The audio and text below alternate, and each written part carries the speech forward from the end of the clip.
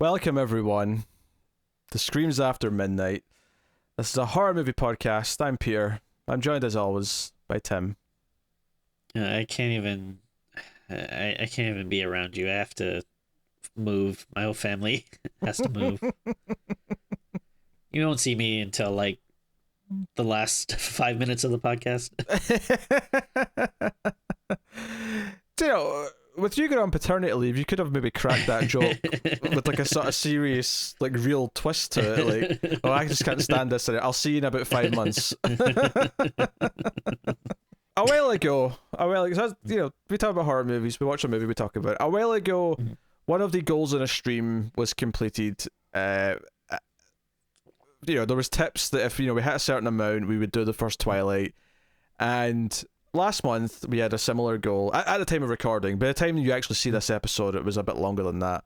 But we had another goal to do the second Twilight movie. And unfortunately, we are here today to discuss with you the Twilight Saga New Moon, the second film in the franchise. Which is like similar to what we say this when we're talking about the Hellraiser movies, but I do always have to double check and make sure I am watching the right one. I like triple checked. Yeah, I was worried that I was going to accidentally watch the third one or the fourth or whatever. This is something else. This is it worse than the first one? Maybe. I think there's arguments to be made for that. All the staples of the first one are here. I think like the first one, I don't remember if we did a spoiler-free section. There's no point in this one. Yeah. Just full spoilers from the get-go. There's no reason in hiding anything. A lot of what we talked about in that first one was the idea of Bella and Edward's relationship and how lackluster it is, how there's no chemistry, and just all of a sudden they're talking like they've been passionate in love for years, and it goes from 0 to 11, and maybe that kind of emulates how teenagers are in a way, but this movie takes that and just like suddenly turns it up to like 50 from the get-go. The thing that I don't get is, as someone that wasn't really familiar with the franchise, like didn't read the books or whatever, but it was a big pop culture thing, and like kind of the only thing that you really knew about it is that like, oh, people are Team Edward or Team Jacob, that there's like this love triangle between these characters. And actually watching the movies, it doesn't seem like a triangle at all. Like it seems like no, she's very clearly, obviously going with this vampire kid. Like at no point do I ever, even when I guess supposedly she's on a date or whatever with the werewolf guy, like at no point am I ever like, oh, they might end up together. Yeah, no, it seems pretty clear cut in the movie. Maybe this is like a Justice for Barb kind of thing, where there's a vocal part of the fan base who just prefers Jacob and really hates that she kind of ignored him and wanted to have nothing to do with him. So 20 minutes into the movie, 20 minutes into the movie, Edward leaves. Edward leaves because there's an incident, and we have to talk about this incident. So right from the start, so Bella's whole character, and I understand that this basically continues now until the end, or near the end of the story, is that her whole thing now is that she wants to become a vampire. And she brings it up right at the start of the movie. She's like, hey, Edward, like, I want to be a vampire, and you could turn me and I could be young forever like you. Because now she's technically older than him, because he was turned at 17, now she's 18. And one of the big plot themes of this movie that I had very hard time taking remotely seriously is that she turns 18 and now she's worried she's too old. She has a midlife crisis at 18 where her dad Charlie, the most sympathetic character in the whole movie, cracks a joke about seeing a grey hair, and she takes it seriously. She gets up and looks in the mirror. She's worried she actually has a grey hair on the day she turned 18. How am I supposed to take this seriously? It's also like so hard because I just know these like actors from other things that they just seem older to me. Like, I mean, I obviously, like, I don't think she was 18 when they filmed this, but like, she's probably younger than like what I know her in like most things, but she still seems like, an adult when you're watching this. So to see her do stuff like, you know, flopping on her bed and crying like a teenager is just, I don't know, kind of upsetting. She was 19 when this came out, so she might have actually been 18 when they were filming it. Oh, really? She kind of. I mean, I guess maybe it's just because I. Oh wait, hold on a second. Hold on. My math is wrong. Hold on. I would just recheck this. Oh wait, she's 43. No, she was 19. Yeah, 1990 to 2009. 19. Yeah, okay. Yeah, I mean, I guess maybe because I just know her from like other things, you know, when she plays like more adult, grown-up characters. You know, it's just hard like looking at her in this like as a teenager or whatever. Yeah, she's a year younger than me. That makes sense because I was 20 in 2009. Yeah, okay, that's adds up. So it's added up. So it all adds up. The math adds up. Which, by the way, like someone cracked a joke when I was watching this with chat, and it is very notable that Edward, basically the day after she turns 18, says that she's too old for him now and he wants to leave. I'm like, that's a bit creepy. All right, I mean, it was already creepy, but it's especially creepy when he's like, you know what? No, you're too old now. You've turned 18. Like, and for the whole movie, she cracks jokes about how she's a cougar to not only Edward but Jacob, because Jacob's meant to be like a year younger, so he like. They keep referring to him as this younger guy, and I'm like, what are you talking about? Like, they all look the same goddamn age. Yeah, that was something that was like funny too. Like at some point, like he was arguing with, or maybe cracking jokes with her, or maybe that other kid or whatever. That, yeah, like they mentioned how he's like younger, and I was like, really? Like, all right, doesn't look younger at all, but all right, whatever. This movie's obsession with age is absolutely mind-numbingly stupid, and. And I know, like, if fans want to defend it and come in and say, but he's immortal and she's not, so that's what she's caring about. She's caring about the fact that she's aging and he's not. And I'm like, okay, I get that, but she's still only 18. There's not really a noticeable aging going on yet. Like, maybe when she's in her mid-20s and she realizes, wait a minute, I'm going to be 30 in a few years. Maybe now I should start worrying about turning into a vampire. Like, the idea of, like, wanting to become immortal at 18 is so silly to me because, like, get to like an age where maybe you're definitely out of puberty first, like just get away from the acne a little bit, then become immortal or something. It's so absurd to me. I don't get it. Anyway, so it's her birthday. She hates that everyone's giving her birthday presents because Bella is devoid of character and happiness and everything. Later on in the movie, I shit you not, she flat out says to Jacob she doesn't like music. She doesn't like music. This character does not like music. So crazy. So people are giving her gifts. Jacob gives her a gift. Edward doesn't. There's a really awkward moment where Jacob's giving her this gift and essentially saying we should hang out more. And literally, Edward is framed in the middle. He's right in between them in the background, just sort of like waiting, like. When's this over? When was this over? Why is this werewolf bitch talking to my girlfriend? Not that he knows she's a werewolf yet, but still. It's even like not. I don't know. It's not even like a good romantic love story. Like even if you take, like a lot of stuff out of it, like, I mean, I could be wrong. I think we probably talked about the first one, but it's like, I don't know. Like Edward doesn't seem like a good guy. Like it, nope. It's kind of. I mean, I guess it's believable that, like maybe like a young person might, like have a crush on like a jerky dude, but like, as an outside objective, person watching this, you don't really want them to end up together, like, or at least I don't know. I don't think that's how I was feeling. Yeah, all the characters in this are unlikable, and they're unlikable mainly because they're selfish. They seem to only care about themselves and no one else. Like that's why I always say that her dad's the most sympathetic character, because everything Bella does without considering the fact that her dad's going to be concerned that she disappears for days at a time, and just things like that. It's so odd. But yeah, and the fact that the love triangle essentially kicks off in this movie by Jacob trying to flirt with her in front of Edward before anything's even happened and Edward's left. Like, see if it was Edward has to go for reasons, right? And Bella's on her own and she's upset, but she kind of forms a bond with Jacob and it becomes like a real connection. That, I mean, I hate love triangles, but that would be how you naturally do it. And you have this situation where, okay, she's also now formed a bond with him, so when Edward comes back, it's kind of this thing.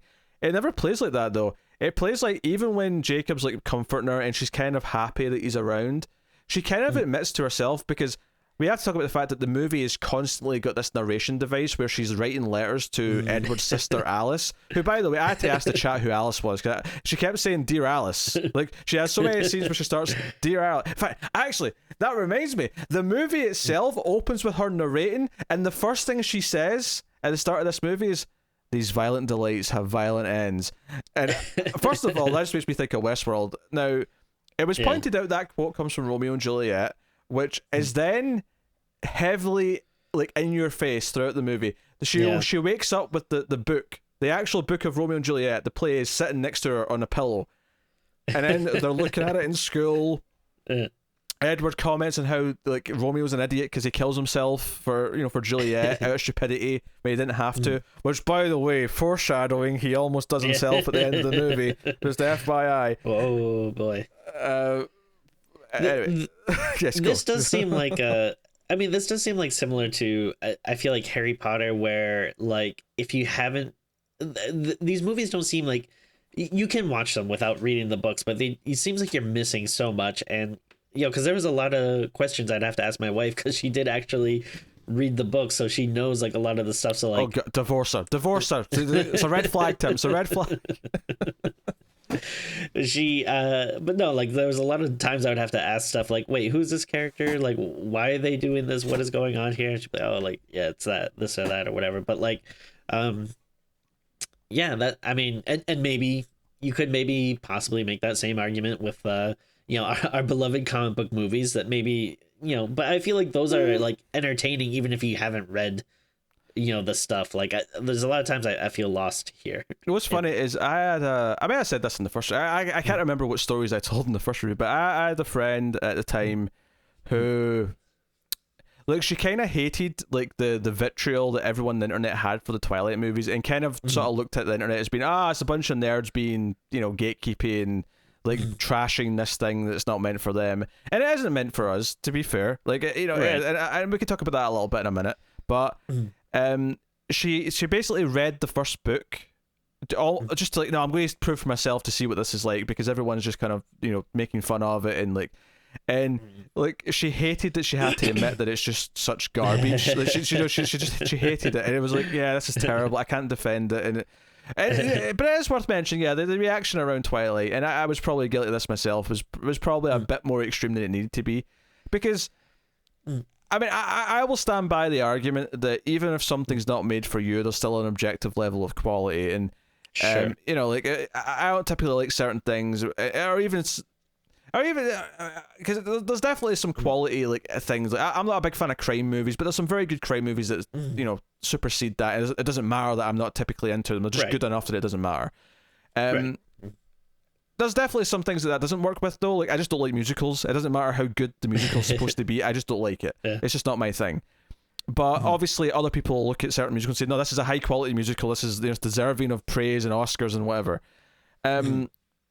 The thing with this, though, and maybe the comparison that's more apt with this, is that when we like something that is objectively bad, but we love it anyway. So I'm thinking like maybe like slasher movie sequels, or maybe dumb action movies, where sure, characters will have dumb lines and we'll kind of laugh and say, oh, that was so amazingly bad, but it's wonderful that it's that bad. And maybe, okay, so for a certain audience, that's what this is for them. This is for an audience who loves how stupidly cheesy this is, and how inane it is in its romance and all that, and love that trashiness. And I think that's fine. And if that's why if you're into Twilight and you like it in that way, you know what, power to you. Enjoy it for the same way that I enjoy, Chopping Mall or something. I don't know. Like, take your pick. That said, I do think there was a contingent of the audience who take this very seriously, who do actually think this is like a serious saga, an epic journey that is one of the best romances of all time. And admittedly, yes, the contingent that feel that way are probably young and stupid, and that's okay. They're allowed to be young and stupid and get better taste as they get older. That's fine. So I'm acknowledging here, as much as we were ripping through this and we're about to rip it to shreds, it's okay. If you like Twilight for being dumb and you're into it, it's okay. All right? I'm not going to hate you for it. Okay? Yeah. No, I mean, I agree. Like I think we talked about that a lot in the first the review of the first movie, so I don't want to rehash it too much. So I mean, ultimately, yeah, I mean, we'll go more in depth, but I mean, ultimately, I really, really did not enjoy this. But again, I do acknowledge that fact. But like, yeah, I mean, also though, I do acknowledge the fact that yeah, I'm not the target demographic. I'm not the, kind of person. Obviously there's something to this because it's there are a lot of people that like it. So, and no shame if you do like it, it's whatever. There's nothing wrong with liking a thing. But yeah, I mean, that being said though, I did think it was bad. No, it's trash. It's absolute trash. It's trash with a budget, but it's absolute trash. So the big incident at the start, right, and the first chunk of the movie is that basically Edward's family, who have all decided to really like Bella, they want to throw her a birthday party, a little shindig, and the sister gives her like a fancy dress to wear, and this is the Alice, the one who, because all the vampires, I forgot this from the first movie, but they all have abilities. They all have like their own distinct superpower. Sure. And she like sees the future, and visions. Edward's got telepathy, although notably it does not work on Bella, which I did not remember from the first movie, but is an important plot point for later. And she goes to this thing, and she comes down, and they're all giving her presents, and you've got the various family members, and she gets a paper cut. She's opening one of the presents, and she gets a paper cut. And the younger brother, is it Jasper or something like that? He's doing. That sounds about right. Jasper. Yeah. He basically like smells the blood, and he's like, and right. And of course, the movie switches to this ridiculous slow motion as Edward realizes his brother is gunning for Bella. And again, this is all taking place in slow motion. This movie's 2 hours and 10 minutes long, and no, we did not watch the extended cut. Right? Jesus, basically, watching this on Amazon Prime, and someone said, "Hey, by the way, the extended cut's also on Prime. Is an extra 8 minutes," and I'm like, "F you, F you, all the way to hell." We're watching the normal cut, because the extended cut of the next one, which we're not watching, by the way, if we ever do the third one, it'll be the normal cut. The extended cut on Amazon is like 3 hours and 30 minutes. Jesus. My god. Now, admittedly, it says plus extras, so I think there's some like bonus material at the end of it, which extends it. But regardless, normal cut. Oh boy. Anyway, this I actually did laugh out loud at the scene, at how like over the top it was, and I was like, I guess I explained that he's like a newer vampire, whatever. So, has trouble controlling his abilities or whatever, but it was kind of weird. No, because the whole family's been weaned off human blood. They're all used to like animal blood or whatever. But it's not been long for him since he stopped having human blood, so he's still got a passionate hunger for it, I suppose. But here's the thing. So here's an idea. Maybe don't invite that guy to the party. Like maybe. Here's the thing, though, right? So Edward, instead of maybe just stepping in front of Bella or pushing her to the side, he throws her back all the way across the room into a table filled with like vases, right? Glass vases. So after she's landed, right, and Edward's like sort of tackled the brother, again, ridiculous slow motion, the whole thing. Like Alice, steps in and says, "Yeah, you have to control yourself. It's just a little bit of blood," and then she turns. And Edward, because he threw Bella into essentially a glass table, has now got cuts all down her arm. She's just gushing blood from her arm. And at that point, even Alice is like, "Oh, that bit of the blood." And essentially, I'm like, Edward, like, essentially, like, tossed away a grenade into a bag of grenades. That's what he did here. He took the problem and made it 10 times worse. I don't know, the whole thing. And that's to him is a sign that they can never be together. That he says that people are starting to notice that one of the brothers is too old, or sorry, he looks too young, because now he's supposed to be 10 years older. So they're going to have to move. Now, a question though: would you have felt differently about this movie if, like, she gets cuts all down her arm and she's bleeding, and then like this whole family of vampires just descend on her and just like rip her to shreds? I'd be interested in what the plot of the rest of the movie was going to be if that happened. But it would be better, sure. It would be better. I mean, that's the thing though. That scene that happens where he has to say that he's leaving, it happens after school. It happens in the forest because, of course, it does. And it's this, like, the dialogue, the painful dialogue of this series, and just how generic every line of, like, you know. I mean, one of the comments I had as the movie went on is that there's so many lines, especially from Jacob and Bella to each other, that feel very generic that you've heard in every teen romance you've ever seen. But eventually he actually goes to say, "It's not you, it's me." And he kind of, there's almost like a little joke in the script here where he says, because she said, like, "Oh, you're going to say it's not you, it's me," as if, you know, it's a cliche. It's like, well, yeah, it isn't you, it's me. And I'm like, you can pretend that the characters are acknowledging the cliche of the dialogue when every line up until this point has been equally cliched. Just because this is the mother of all cliches to say in a relationship doesn't make all the rest of the lines not. I don't know. Anyway. So Edward's gone. Edward's just disappeared with the whole family. And he promises that he's never going to see her again. But most importantly, he says before he leaves that she needs to be safe and she mustn't do anything reckless. This is important. This is very important. One quick scene before we get too far out, though. Okay, sure. Something that just like stood out to me is when they're in the classroom and everyone is sitting at their desk normally, except for them, who like, the teacher seems okay with like the fact that they were like sharing a desk practically, like they're practically like just cuddling in class, like they're so close. Very professional. It's just very strange. Yeah, the teacher gets mad at because they're watching Romeo and Juliet, because again they're studying it, and they're talking about something, and the teacher, he does that thing that every person who ever went to school, which is, you know, most people in the modern day, they've all got these memories where the teacher's annoyed that someone was talking and not paying attention, and they'll say, "Hey, repeat the thing that I just said." He essentially does that. He says, "Repeat what Romeo just said in the movie," and Edward, because he's 100-something years old and has probably seen Romeo and Juliet countless times, just basically says the whole monologue word for word, and the teacher's like, yeah, still pay attention. It's like, so anyway. and it just this idea is so annoying to me of like, all right, if you're stuck at this age, like, would you really want to spend your life going to school? Like, oh, hell no. Sucks. Like, well, it's because he's a creep. He wants to pick up teenage girls. That's the only explanation for this.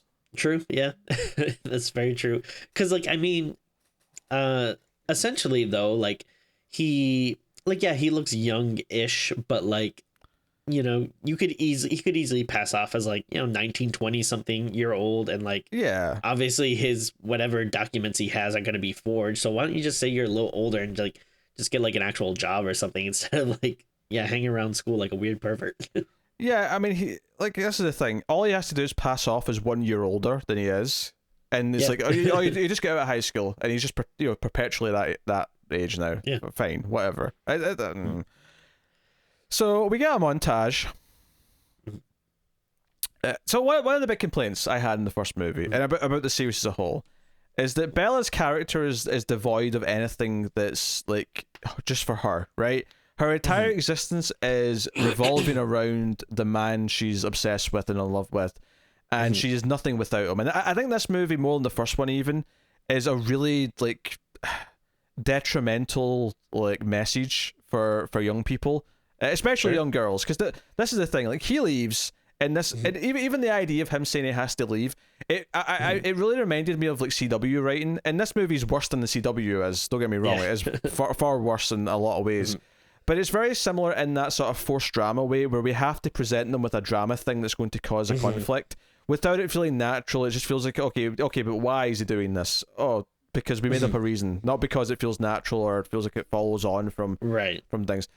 Anyway. So we have this montage where the season, or well, not seasons, but the months pass by, where it says October at first, and the camera sort of spins round when she's sitting in her room, and then it spins round again, and it's November, and it's getting into winter, and the idea that literally like 3 months pass, and she's just sitting there, and she has nothing. There's nothing she wants to do. Her entire existence is invalidated because she doesn't have the one guy she wants. It ruins her. drops all of her friendships. Anna Kendrick somehow, the little trooper that she is, came back for this movie.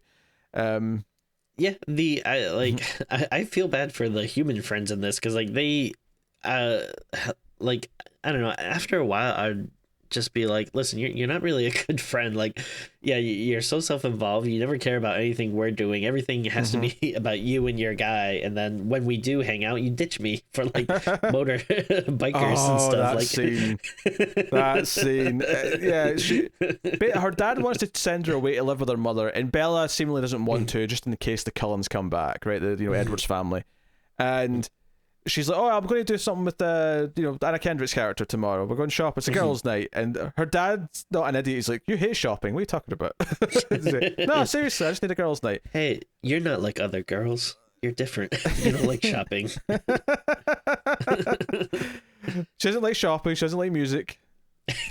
What does she like? That's a really good question. She likes Edward. She likes Edward. She likes nothing but Edward. What if like the reason why she wanted to be a vampire was because the only thing she likes is the taste of human blood? That's she doesn't even really like Edward that much. She just wants to turn. So she can finally feast on humans. Yeah, so she phones Jessica, and it's been so long since she's spoken to her because she's like grown apart and been alone that you actually hear her say, "It's Bella." Yeah, Bella Swan. Is it Swan? Is that her last name? I don't even know if I remember her last name probably. It's Swan. I love that you know the names. I know. Well, Bella, Edward, and Jacob, I just know from pop culture. Before I ever saw the movie, I knew their names. The other characters, hit and miss. You'd be lucky. You're throwing out your Jessicas and your Alices. Well, to be fair, I remember Alice because someone cracked a joke saying that this Alice is actually the Alice from Resident Evil. Okay. And the reason why I remembered that is because the joke that was cracked is, I don't know if you remember those movies, and that she always used to narrate the movies, and she always used to end the movies with or both start and end the movies with "My name is Alice and I work for Umbrella." So at some point someone cracked a joke in chat, and as I was watching this, saying, "Dear Alice, I work for Umbrella." It just really made me laugh. So that's why I remember funny. Alice. That's good. Yeah.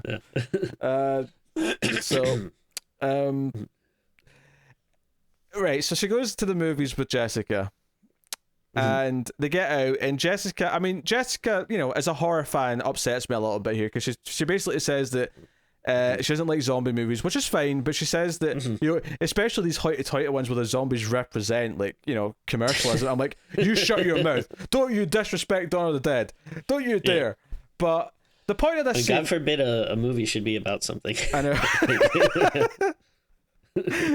Because this movie's about nothing, and not in the fun Seinfeld way. It's not, hell, if Jerry Seinfeld and George Costanza walked out of this movie halfway through, 10 out of 10, right? Be a 10 out of 10, but they don't. It's like, what's so weird about this movie is it feels like nothing happens, but also so much happens. Like, I know. Yeah, because as you're watching it, it's like, wow, like there really is nothing going on. But then by the end of the movie, you're like, oh wait, we meant like the vampire pope, and it's very strange. Well, I think the reason why it feels like nothing happens is because Bella has no arc, and she basically has no arc. Apparently she kind of gets one in the last movie, but there's 5 movies. It's a good time for it. Like every movie should have an arc for one of the main characters. It's kind of like a fundamental part of storytelling. But so in this scene, they're walking down the street at night, and she notices some bikers, and she remembers the scene from the first movie. We get a flashback to the first movie where Edward swooped in like Batman with his car and saved her from a gang who was going to rape her or something. Remember that scene? Very strange, but yeah. Yeah, and basically, at first I thought she was recognizing one of those people. She doesn't. She's not recognizing any of the people specifically. She's basically remembering that Edward would swoop in and save her when she gets into danger.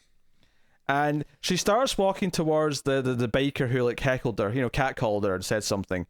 And she doesn't even say bye to her friend. She just walks off and leaves Anna Kendrick, who's still supposed to be a 17-year-old or whatever, stranded in the city at night when there's catcalling bikers, which, by the way, these are teenage girls, right? These are supposed to be high school girls, and these bikers are catcalling them.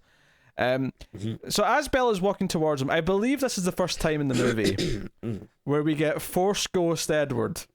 So if you want a moment, if you want to pinpoint a moment where I laughed hysterically, this was the first time. It was when Force Ghost Edward appeared in front of her and said, "Don't do it, Bella. Turn around, Bella."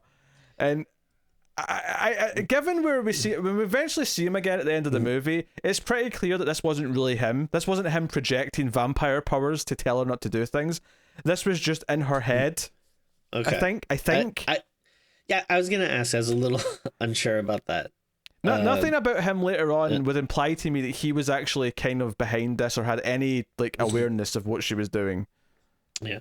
Especially since later on he almost kills himself because he thinks she's dead when she's not. If he can sense her, I would suspect he would know she's alive. So right. I have to assume that this is just her in her head. But it's really silly. Especially since every time she walks through him or walks past him and ignores him, he sort of like, fades away like a ghost. Like he does a little fade away. But this is the start where we get the plot line of her becoming an adrenaline junkie. Yes. The plot line from here is that she essentially gets herself into life-threatening situations because the only way she can see Edward is when his Force Ghost appears to try and stop her from doing these stupid things. So let me just put this in perspective. This teenage girl is so distraught about the love of her life disappearing that she puts herself in life-threatening situations because life is not worth living unless you can somehow see this guy. That is like the message at the center of this movie that feels fundamentally like problematic, destructive to sure. Like imagine a 13-year-old girl watching this. Let's say we're recording this in advance. Tim's about to have a baby. This baby might be a girl. Imagine, Tim, you have a 13-year-old daughter watching this movie, and the messages they're taking from this where you're not worth anything if the guy you like in high school isn't there and is left. No, how do you feel about that? Bad. Yeah. Yeah, I would not be crazy about that. I don't even have a kid, and it bothers me.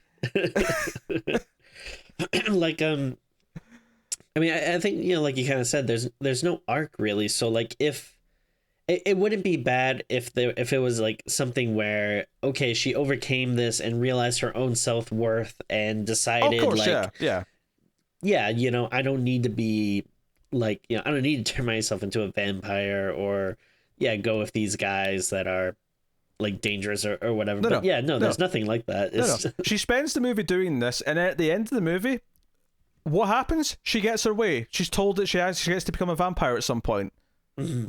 She spends the movie waiting for the one thing she wants, is a bitch to everyone around her, is awful to everyone, and then we haven't even got to Jacob yet. So Jacob, who's still got long hair, by the way, he's not short hair, topless Jacob yet, because this is the thing. All the other werewolf guys are all topless. We haven't even talked about werewolf shit. We'll get to that in a minute. Yeah. But so Jacob starts like hanging around, and so she gets this idea that she doesn't need the biker thing, because when she literally gets on the bike with the biker, and the biker's driving through the streets, and she sees Force Ghost Jacob in the street, and it makes like the biker swerve because she freaks out, and she actually goes back to Anna Kendrick and says, "Sorry, I had to check if I knew someone." This is basically her excuse.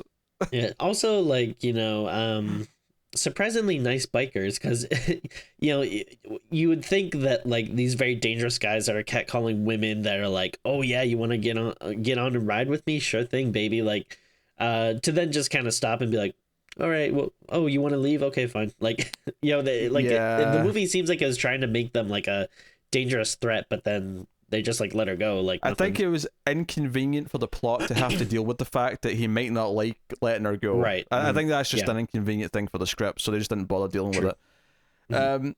But she gets this idea where, okay, I don't need the biker, but maybe I could get into some like extreme bike riding. So she goes to we don't see this, but she goes to Jacob's in her truck. Remember, she's got this truck she got in the first movie, and in the back of the truck, she's got a couple of junkyard like motorbikes. And she's like, "Hey, I thought maybe my mechanical-minded friend Jacob could help me fix them up." So we get this montage of them working together, fixing up these bikes. It's like they're bonding. Jacob's clearly over the moon that he's spending time with her.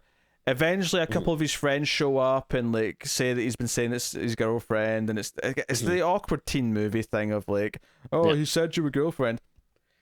And maybe the only time of character that she has in the whole movie is she kind of flips it around and makes fun of them a little bit, and it's kind of like she's sticking up for Jacob. And I'm like, that was almost a nice character trait.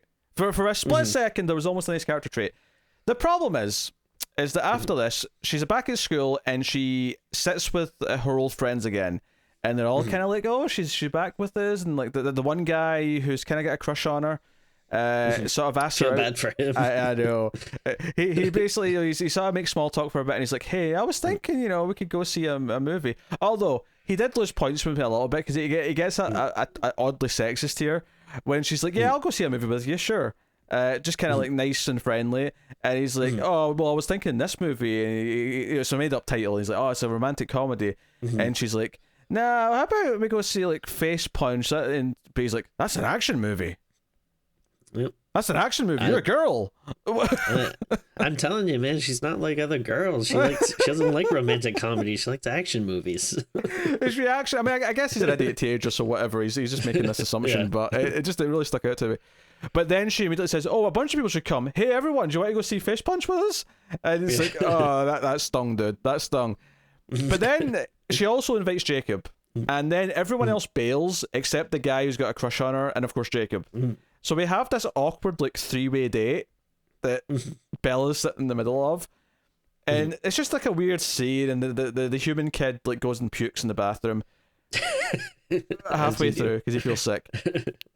But the big thing about this is that they're sitting out in the foyer of the theater, and Jacob tries to sort of like essentially initiate the boyfriend girlfriend like relationship. He tries to sort of like, you said I was kind of beautiful when I was topless, and because he took his shirt off to like because she gets a cut in her arm at one point. In fact, the movie makes a whole big deal of him going, "Wait, why are you apologizing for bleeding? That's weird." as if she's like gotten used to like being worried about her blood because she's around vampires. Anyway, so they're sitting there, and he's like, "Hey, you kind of like me, and I really like you, and I like spending time with you." And she kind of admits that I would have made an excuse to like hang out if it wasn't for the bikes. But then she says, "Look, don't do this," and he's like, "What?" It's like, "Oh, you're about to ruin it," and it's that awkward thing where she realizes what he wants, and this is not the problem. That part's not the problem.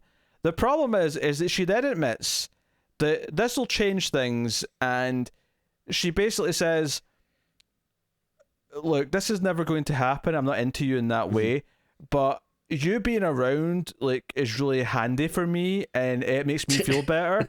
So she basically admits to stringing him along because she likes him being around, but has no intention of ever like going down the path that he clearly wants to the entire time. And it just kind of feels, and he basically just sort of says, "Yeah, well, I'll keep trying," and she's like, "Yeah," and she actually says, "Yeah, I hope you do." I'm like, "What do you mean you hope it?" Like, weird. The poor boy is like trying his hard, even though she's clearly still madly into Edward. That's all she cares about. And we've not mentioned it, but throughout all this section of the movie, the narration still keeps coming in. Every so like, well, Jacob kind of fills that empty hole in my heart, but whenever I'm alone again, I feel it, and I'm thinking of Edward. And I've not even mentioned the screaming nightmares she's having because she's not got Edward. Yeah. There's like 4 scenes in this movie where her dad comes into the room because she's screaming in the middle of the night because she's having nightmares because Edward's not there. Yeah, it's true. This movie's so stupid. I hate it. I hate it so much. I do like when the sick kid comes back from the bathroom and Jacob almost kills him. Oh, that's right. Yeah. Jacob gets really upset and is like, "You want to fight, bro? You want to fight?" And Bella has to like intervene, and which I didn't understand. Like, I was laughing a lot at this. I didn't understand, and like what I was like, geez, that's like something. And then I guess my wife was explaining to me that like, oh, he's starting to go through the wolf puberty thing, so he's like territorial, I guess. Yeah, this was actually a really weird element in the movie for me. So after this scene, Jacob kind of ghosts her, and it basically goes like 2 weeks without her seeing him, and she's kind of worried. And his dad keeps making up excuses for why he's not around, or his grandfather, whoever it is. And she eventually goes over and sort of confronts him, and now he's got his hair cut and he's shirtless and it's in the rain. It's a heavy pouring rain where they have this dramatic scene where he tries to say it's not you, it's me. And for some reason, like in the scene at the theater, he said to her that, I'm not Edward, I promise I'll never hurt you. And for some reason, the movie has to refer back to that promise like 5 times, where he keeps bringing up, I guess I broke my promise. I guess I did break my promise again. Like, you don't have to point out that it's a reference to that scene. You can just do it and we can pick up on it, you idiots. But anyway, he's all moody, he's in the rain, and he's like saying, no, you have to go. And I was really confused because I don't think the movie makes it clear that his entire transformation into being a werewolf was in this 2-week gap. In this little period where he was ghosting her. I had no idea. Because I was like, wait, has he not been a werewolf the whole movie? I assumed he was. And no, apparently no. Yeah. He went through this entire transformation in this 2-week period in the middle of the movie. So now he's part of this pack of topless men who turn into wolves. And the werewolves in this are so boring as well. They're just big wolves. CG, bad CG wolves, but they don't look like werewolves from other werewolf movies. And it's also like similar to the vampire thing where like it's annoying that like it doesn't feel like they have any rules either. Like they can just transform anytime, I guess. Like daytime, they just, and it's a really boring like just quick CG like whoosh, werewolf now. Yeah, it is funny. It seems like another one of the like other werewolves is about to attack her, like, and then Jacob has to step in, which it's just like funny. Like no matter where she goes, like just like everyone wants to kill her, and then like there always has to be like the one person that's like, no wait, she's my friend, I like her, don't kill her. Yeah, and there's the really like weird surface level allegory for being closeted that comes out from Jacob. Oh sure. To the point where later on in the movie he actually has the line, "It's not a lifestyle choice, Bella. I was born this way." He actually says that later on, and it's like, what are you doing with this? Like, what's the? I don't know if this works as well as you think it does. And also, like, there's a really weird thing with one of the werewolves' wife or something, where they're like, when she's going to meet everyone, and they're like, oh, like, don't look at her face. Like, what's wrong with her face? And then she has like these huge claw marks on it, which like. Yeah, we find out later that basically he lost control of his werewolf anger once and like attacked her, and I'm like, this is like a really problematic thing you're not exploring. You have to really address this and talk about it. Like, yeah, well, I mean, again, like if you're looking at this like with like real world context and like what underlying messages and what people can take away from this, like it seems like that's the equivalent of like seeing someone with a black eye and they'll be like, oh no, he just lost his temper once, like it's like, oh no, like yeah, maybe like these dangerous men like we shouldn't be getting excuses for like the harm that they're doing. Yeah, and what's really weird about that scene, so werewolf, but Jacob and the other like lead werewolf guy, like they fight each other as wolves, right? And the other two like take Bella to his house, like the lead werewolf guy's house. And despite her scarring, this scene's actually kind of the opposite of that, where the whole point of it is to show that a werewolf can have a loving relationship with a human, because they're very happy. She's made muffins, they're all excited. And what's so weird is Jacob has this thing repeatedly where he says that he can't explain what's going on to Bella. He's forbidden from explaining. Like, she can never know and she can never be a part of it. After this fight, like, every other member of this, quote-unquote pack just openly talks to her about being a werewolf and talks about all the rules and talks about, what it's like and how it just started for Jacob. And I'm like, why was he forbidden? You're all talking about this, like, openly, like, in front of her. This is so weird. Yeah, like, everything just feels like a really... not well kept secret. Like, I don't know, even like the human characters, like they always kind of seem to be like, yeah, something's off about those people. Like, I was like, oh, do they know too? Like, yeah, and there's something, right? There's some truce between the vampires and the werewolves, because they're typically at war, but they've got a truce with the Cullens and all a bunch of nonsense. We find out later that if the vampires ever bite anyone, that the truce is broke, and then the werewolves can attack them, and that's relevant for future movies apparently, so whatever. So all this is going on, and she's bonding with Jacob, and they're getting closer. She knows he's a werewolf. They've opened up about it. He's keeping her warm, but when he drives her home, and I may have glossed over some stuff. Widespread, there's like killings happening in the woods, and the townspeople think it's a bear. a portion of the movie goes by, we think it's the werewolves, but the werewolves are actually protecting from what it is, which is actually probably vampires, and it turns out it's the redhead vampire from the first one, who is like an ongoing threat, and that she's coming after Bella because she wants revenge for the death of her boyfriend in the first one. So we see her, like, you know, using her super speed going through the woods. But by the way, the super speed, every time they use it, still looks stupid as shit. Sure.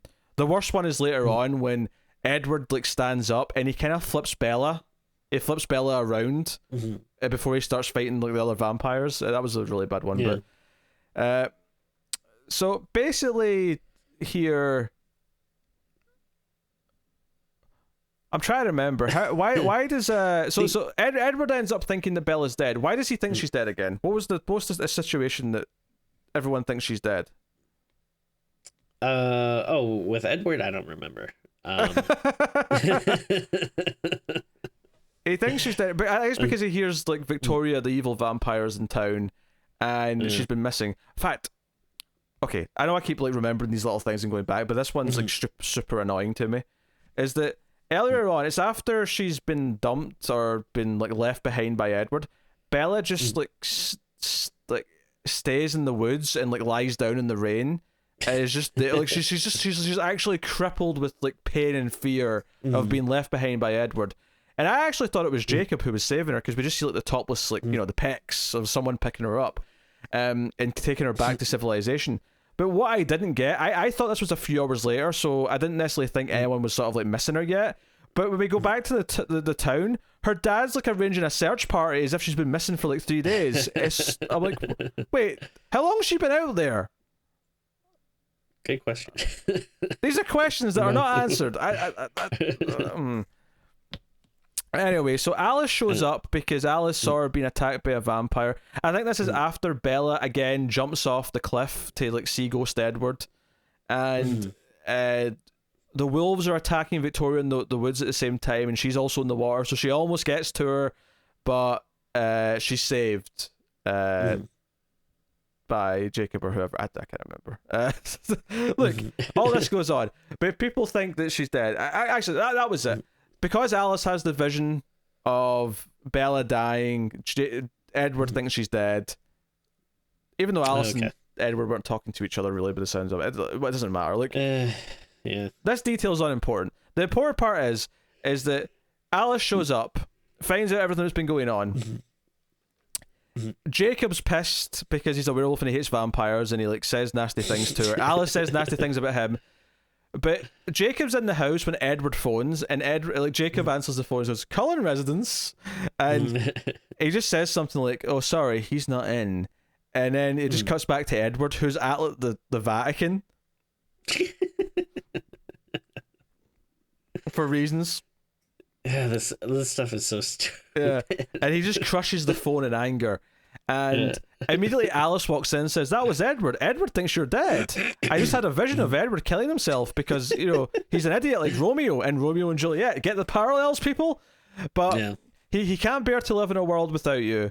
So he's going to reveal himself to the world because the Vampire Council will kill him for revealing himself, because that's one of the rules. There's not a lot of laws in vampiredom, but that's one of them." So there's this, like, we get this, like, scene of this vision of him, like, walking out into, like, a parade and just revealing himself at noon, and he's sparkling in the sunlight. And it's so stupid because, all right, so let's say that, yeah, this is his plan, is he'll just walk in the sunlight and sparkle, but, like, if you saw that in real life, like, you wouldn't be like, "Oh my god, vampires exist." No. You would be like, "The guy has, like, glitter or something." Yeah, he's a shit ton of industrial grade glitter on his body. That's all you'd think. Yeah. Like, that's interesting. Oh well. And of course, Bella, she mentions leaving a note, but she basically is, like, abandoning her father here, and it's, like, a super shitty thing to do. And I'm glad that he brings it up at the end, because he's like, "You disappeared for 3 days. You're my teenage daughter, and you disappeared for 3 days. That's not okay." But again, she's like, because Jacob says, "No, you need to stay here. Like, forget Edward. Like, he's dangerous and blah blah." And Bella's like, "No, like, it's always going to be Edward, Jacob. It's always going to be him." This is, like, one of those, like another convenient plot thing where they just don't even really bother to, like, there would be so much that you would have to do, especially like for yeah, someone that young to like, you know, get plane tickets and she would need a passport because she's going to another country. I mean, I don't know if like she might have one. Some people have one, yeah, but like I like when I first traveled like internationally a couple of years ago, like I didn't have one handy, but like there's a lot of steps you'd have to do. So like the fact that the movie basically just like boom, next scene they're in like whatever the Vatican or I don't know if it's actually the Vatican or whatever vampire equivalent of it is, but like yeah, they're just instantly like across the country now with like, and that's not even the worst part of it. The worst part of it is that Edward goes to the council to try and be, he basically requests to be killed because he can't live in a world without Bella, and they refuse because he's too useful. His power is too useful to them. And it's what's his face? Michael Sheen is the actor playing the lead vampire here in the council, slumming it in this movie. As is one of the Fannings shows up briefly later on as well. Yes. But so he walks out in slow motion, basically from there down a hall, and then in the vision where he goes out and like reveals himself. Somehow, the timeline here I do not understand. Because Bella and Alice are able to fly all the way across the Atlantic to Italy and drive all the way into this city and somehow just catch Edward on his way out the door. Now, I know they know it's going to be noon, but the way the movie shows all these scenes taking place, it's almost like Edward's walking in slow motion the entire time that they are traveling across the planet to go see him. It does seem like that. Jesus, this is such a crazy thing to start bringing up like in your third act, because like I mean, I don't know, Lord knows if they mentioned it earlier I would have glossed over it, but like all of a sudden to just like have this idea of like a vampire council and like this secret society of vampires and all these vampire laws, like it feels like a big important thing like there is a scene where you do see the council earlier on, because it's not the first time you see them later in the movie. I think Edward, when he's explaining what little laws they have, I think there's a couple of shots of them. Okay. But, I mean, I don't go into it that much. I mean, the bigger problem for me is that Edward's left the movie, and he's been gone for like an hour. Right. Over an hour, even at this point. So when it just cuts to him, and all of a sudden, and it kind of like gives you the problem that Bella has here, in terms of like how much she just doesn't care about Jacob and discards him, is the movie itself... Despite the fact that obviously she's just miserable and depressed and like just being a sad piece of shit because Edward left, the movie, other than that, has not been about Edward, other than the fact that that's what Bella's upset about. And all of a sudden, the entire third act becomes about Edward. It's about saving Edward. It's about going to Edward. That's all it is. It feels so unhealthy. The actual logistics of like her getting there is just ridiculous. And to the point where she's running in slow motion through like a fountain through the crowd to get to Edward as he's taking his top off and like sort of says, no, I'm alive, don't reveal yourself. And I'm just like, so is there no phones in the Vatican other than the one that he broke? Is that right? Well, the argument is from Alice is that he'll only believe it if he sees it from you. I can't even go and tell him because he won't believe me. Yeah, he's going to have to see that you're alive, which is the most stupid thing. But of course, this is a big kerfuffle, so the Vampire Council demand to see them, and they're taken down there. And it's a bit of a standoff. Martin Sheen is ecstatic with the idea, oh, Bella's like immune to Edward's gift. And then he tries to use his gift on her. It doesn't work. And then Dakota Fanning's gift is that she can make people just feel pain. And she like proves it by using it on Edward. Edward just starts going like, I'm hurting, and falls to the ground. She tries to use it on Bella. It doesn't work. It's like, oh, how fascinating. He's very intrigued. But he's like, you know what? She's not like other girls. Rules are rules, though. We have to kill her. If only she was going to be a vampire. There's a whole big fight. This is the big fight scene where Edward has to like defend her, and he sort of flips up the slow motion. And again, I have to really emphasize the acting here, like from I mean, everyone involved really, but Pattinson, every time he looks upset about something, it really is this like whiny emo, like like he's really holding in a fart. Like it's really bad. He's not the worst actor though. Jacob is by far the worst. He has one facial expression and one like tone the entire movie. He is terrible as an actor, absolutely terrible.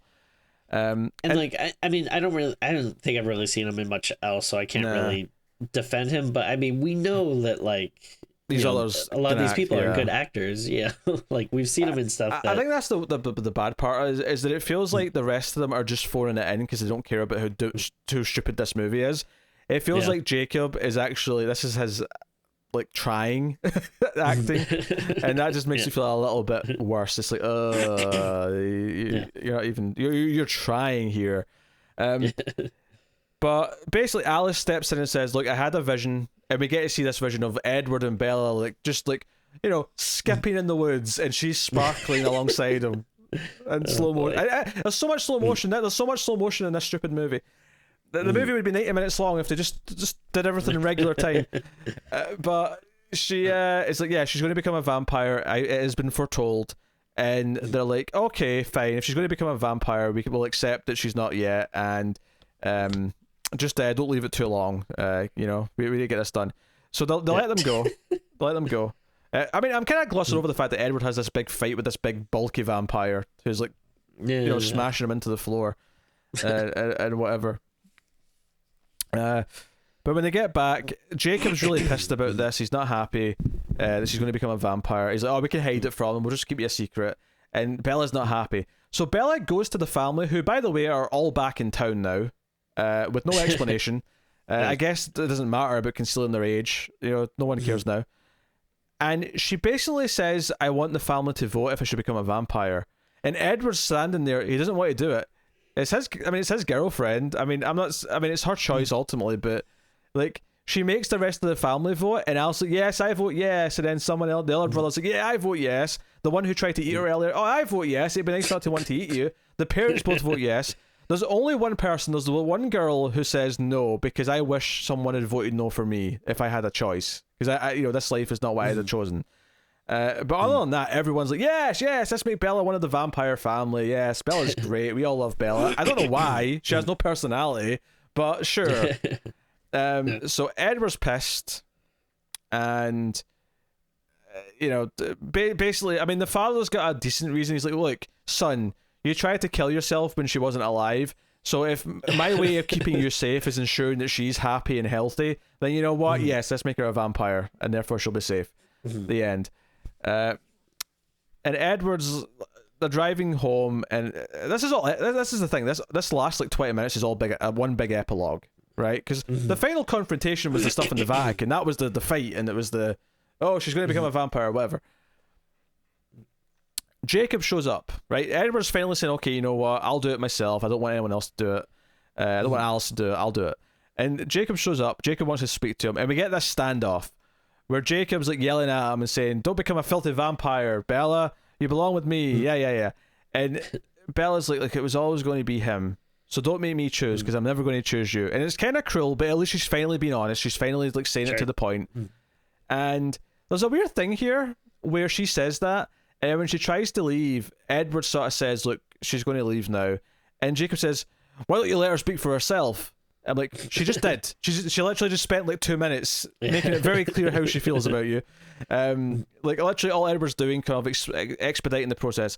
And Edward, to be fair, says, look, thanks for saving her ass. Like, Victoria, who's still out there, by the way. The evil vampire's still around. We still have to deal with her later.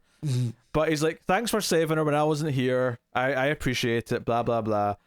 And we find out that if he bites her, even if it's her choice, it'll end the agreement, and it'll start a war. Dan. Jacob leaves. Bella makes a big deal about, like, if you hurt each other, you can't hurt each other without hurting me, so don't fight. And Jacob runs off in will form, whatever. And our final cliffhanger of the movie, the big moment, is that Edward says, okay, give me, he tries to argue for 5 years before he does it. He's like, okay, give me until after graduation, and I'll do it in one condition. And she's like, yeah, what? And he's like, marry me. And it cuts to credits, like a big cliffhanger. And so, Tim, this was my first thought about this cliffhanger. Okay. This girl, the whole movie, wanted you to change her species, right? Wanted you to change her species so that you would be compatible, so that you would match, and so she could then spend the rest of eternity with you. Isn't the marriage kind of just like assumed at that point? Like, sure, yeah. Like that's just kind of like, I mean, people do move in together without getting married. That does happen, but it's kind of weird to me. It's kind of like committing to a relationship where you're moving halfway across the planet. You're moving in together. Maybe you even have kids. At that point, to say, "Do you want to get, will you marry me?" Only for the person to go, "No." What do you mean, no? We're already living together. We've already got kids.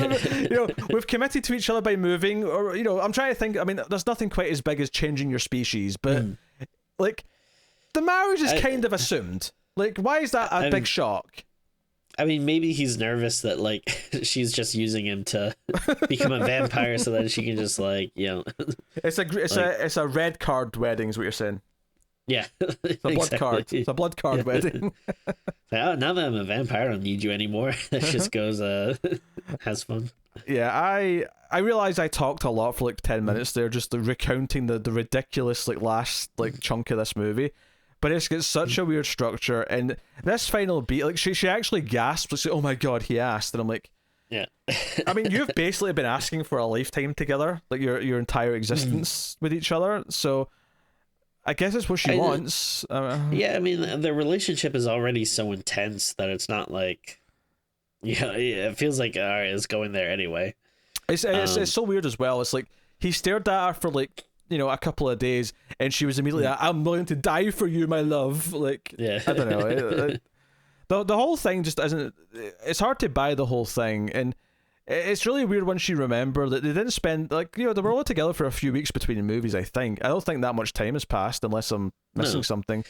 Everything feels super fast. I mean, and then even the fact that, like, Jacob's, like, in love with her now, like, again, how long have, like, they actually spent together? Like, a couple of days, and then, he's, like, screwed off for 2 weeks without her. And then, like, I mean, I don't know. Something about this girl, just people love her. it's like Tommy Wiseau syndrome. It's almost like I'm not, obviously she didn't, but it's almost like Kristen Stewart just like, "I'm going to rate myself to be amazing, and everyone's going to want me in this movie." But yeah, like honestly, like all three leads are very unlikable because they're all selfish, they're all whiny. Like Edward's kind of like a really bad example of a toxic sort of boyfriend. Jacob's this really needy guy. All the like allegories you might be able to draw from him are super problematic once you actually apply them to what the movie's doing with him. And then Bella is just this terrible role model for young girls who, and like if you want this to be like some sort of like wish fulfillment kind of movie, some trashy thing where okay, hots for the vampire, trashy romance, whatever. But actually watching it, this one in particular over the first one, like all of this, I'm going to kill myself or get near or close to death because it's the only way I can feel something because I can't have Edward. It's just, I don't know, it leaves such a bad taste in my mouth beyond just it being trashy shit and like boring to watch and like, a terrible script that does all these things. It actually is kind of problematic in a way that bothers me, and I don't know. It's a rough time. No, I mean, I agree. It's it's very bad. I don't even know like what to say anymore. It's just everything about it just seems like the wrong decision. Like I don't know. It's like I mean, I can understand why like like young people might like it, but it's like wild that this became such a phenomenon. Like I know.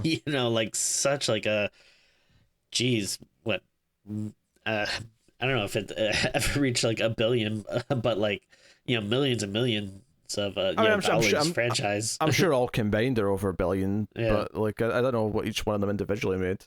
So wild. Yeah, it's a really hard one to kind of gauge and talk. Because it's got a lot of these really bad writing problems. Like it's kind of like CW meets like a really bad indie movie where it's like an auteur who thinks they're a genius but it isn't, but mixed with the generic drama of a CW love triangle. And then on top of that, you've also got just the the fact that it's not like a huge budget because the CG is not that great, but it is a movie. It's got a movie budget. It's just made to be a theatrical release, and all these things combined just give it this really weird vibe of being this. It's like it's got the quality you wouldn't expect in a movie with this money, in some ways, and obviously there's other big examples, but it is kind of embarrassing just how successful this was. It's a little embarrassing. As a member of the human race, I'm a little embarrassed this was as successful as it was. Yeah. I don't even know what to say about it. I don't know if it was more or less painful in the first one, but I think objectively thinking about it, it's worse. Yeah, probably. But I mean, the bars, we're down in the trenches with these. We absolutely are. My voice is maybe it's because we did 3 episodes in a row, and they were all like solid hour-long episodes, admittedly. But I feel like in this episode in particular, I've been ranting and shouting a little bit, so my voice is a little bit shot.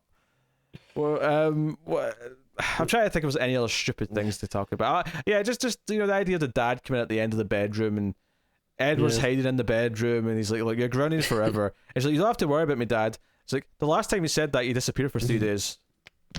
Yeah. With that, I want to know what the note said. What did the note actually say? Like, I'm going to the Vatican for 3 days, Dad. Bye. Yeah. Yeah. Like, I mean, there's no excuse for like that. Would like calm your nerves. Like as a parent, like. I don't even know how you get away with that. Yeah, they make a big deal about her new digital camera she gets for her birthday at the start. And that's why those little things that dates it a little bit, because no one would buy this little this little camera. Because, I mean, obviously you get good professional cameras, your big DSLRs that are like, professional, amateur, high quality with lenses. There's a reason to buy those if you're into photography. But for this little digital camera, it's like, no, the phone replaced this. The smartphone is, made this redundant, this little thing. But she's going around taking photos and whatever. I don't know. Great. Yeah, no, we're all so excited by it. I guess we're done. I guess there's probably some other things that I've forgotten to bring up that I thought were stupid or stuff, but sure. I mean, like the whole I don't know, structure of it just feels very much like a book, too. Like where I don't know. Yeah, it's kind of like. When you're adapting something, like you kind of just want to take like the major, plot elements and then kind of, form it in a way that makes sense for a movie and flows. But I don't think it really works like that. Like it feels like, very much like a book where it's like, all right, we're doing different chapters now and characters are, gone for like big chunks of it and stuff, which it doesn't really, work when you're adapting something. I don't know. It's pretty bad. Yeah. Yeah, the middle of the movie especially, because it's definitely the longest segment, but after Edward leaves until the Vatican stuff kicks in, I mean, it's obviously the start and the end are terrible for a lot of variety of reasons, but I will say that at least a lot of weird stuff is happening, so there's something going on. Sure. That middle section where she's just kind of depressed and getting into the adrenaline stuff, and she's just kind of bonding with Jacob, but just kind of keeping him around as as a guy friend who... that was one of the lines that I hated, actually. I know one of those cliche lines that it feels like it was out of the 90s, since I heard this, taken seriously in something. But when the guys say, oh, he said she was your girlfriend, and he's like, no, I said she was a girl and a friend, and I'm like, yeah. I think the last time I heard that was legitimately in a 90s thing. It's just so long ago, but hey. Okay, Tim, rate the movie. Let's put ourselves out of the misery. I mean, I guess I'll give it a 2. The only thing that's kind of hard is I don't know if it's gonna keep going lower and lower. I don't know where do we go from here, but I don't know what I gave the first one. I've forgotten, but I don't remember. I don't know. I mean, again, just to don't want to harp on it, but again, I do find it a little bit harder to rate just because again, it's not something that is specifically designed for me or something that or my kind of taste. So, it's a little bit harder to rate it, but I mean, like you kind of mentioned before, though, there is an objective quality that you can look at it as, and it just doesn't really meet any, standards of, material aside of like what makes a good movie. There's character problems, there's pacing problems, there's like information that's like left out and then introduced all of a sudden, and like not great CGI. So even that stuff aside, it's unfortunately like pretty bad and dull, and so I don't know. I mean, if we do end up doing the other movies, like I heard some of the later ones, I think get like not like horror level, but like like they do add like some more like crazy gore and like violence when like werewolves and vampires are fighting. I think in like maybe like the last one. So I mean, at least maybe there's, if we do have to do them, like I'm hoping there's at least more stuff like that that's like, okay, this is interesting, and not just like like like a lot of this movie, which was just kind of boring and dull and like kind of like high school drama stuff that I don't necessarily like. But yeah, 2, what are you gonna do?